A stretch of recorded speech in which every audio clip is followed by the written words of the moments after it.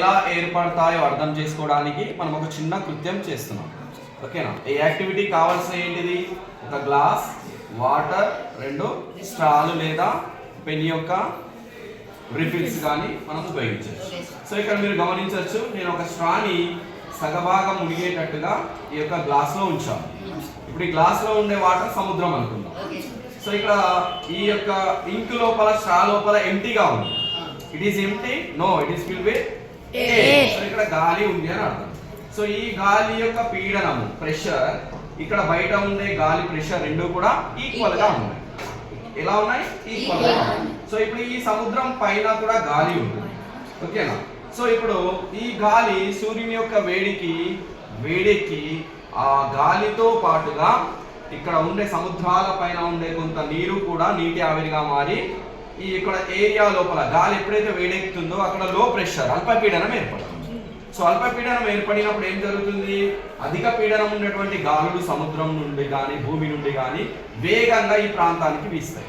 వీచే క్రమంలో ఇక్కడికి రావడం, అవి కూడా వేడెక్కడం, పైకి వెళ్ళే ప్రయత్నం జరుగుతుంది. అలా పైకి వెళ్ళే ప్రయత్నం లోపల ఇక్కడ అల్పపీడనం ఏర్పడింది కాబట్టి అధిక పీడనం నుంచి గాలులు వేగంగా వీస్తాయి. సో అప్పుడు అలా అవి పైకి వెళ్ళే ప్రయత్నంలో అధిక మొత్తంలో నీరు నీటి ఆవిరిగా మారి పైకి వెళ్ళడం, పెద్ద పెద్ద మేఘాలు ఏర్పడడం జరుగుతుంది. సో ఇది ఎంత స్పీడ్గా జరిగినప్పుడు అది వాయుగుండంగా మారింది అంటాం. అలా అధిక మొత్తంలో నీరు ఆవిరవుతూ సుడిగుండం మాదిరిగా సముద్రం పైన మేఘాలు తిరుగుతూ వేగంగా తిరిగి ఎప్పుడైతే నేలపైకి, ఓకేనా, భూమిపైకి వస్తాయో అవి అడవుల ద్వారా చల్లబడి భారీ వర్షాలు పడతాయి. ఈ క్రమంలో అత్యధిక వేగంగా 200 నుంచి 300 కిలోమీటర్లు పర్ అవర్, అంటే గంటకు 200 నుంచి 300 కిలోమీటర్ల వేగంతో గాలులు వీస్తాయి. వేగంగా మేఘాలు భూమి వైపు కదిలి భారీ వర్షాలు పడడం, వరదలు రావడం మనం గమనిస్తాం.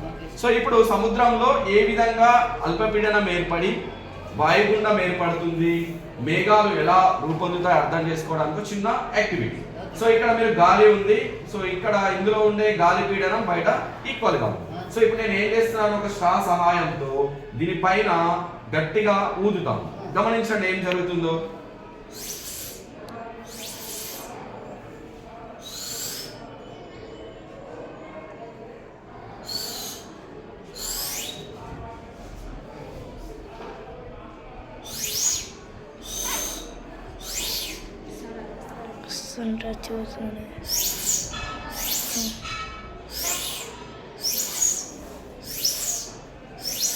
మీరు చూడొచ్చు, నీటి తుంపరలు మీరు గమనిస్తున్నారు.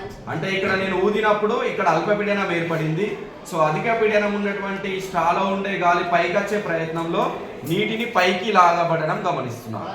ఇదే విధంగా సముద్ర ఉపరితలం పైన ఉండే గాలులు పైకి వెళ్ళే క్రమంలో అక్కడ ఉండే నీటిని కూడా అవి పైకి లాగుతాయి. ఆ విధంగా అక్కడ ఏర్పడినటువంటి పరిస్థితి మనం తుఫాన్లు అంటాం. అత్యధిక వేగంగా గాలులు వీస్తూ ఇలా అధిక మొత్తం లోపల నీటి ఆవిరి పైకి వెళ్ళి మేఘాలు ఏర్పడడం అనే ప్రక్రియను మనం తుఫాన్లుగా భావిస్తాం. అవి కదులుతూ భూమిపై వచ్చినప్పుడు ఏం జరుగుతుంది?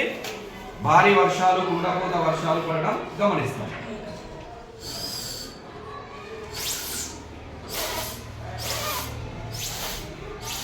ఓకేనా? సో ఇది తుఫాన్లు ఎలా ఏర్పడతాయో అర్థం చేసుకునే చిన్న యాక్టివిటీ. ఓకే.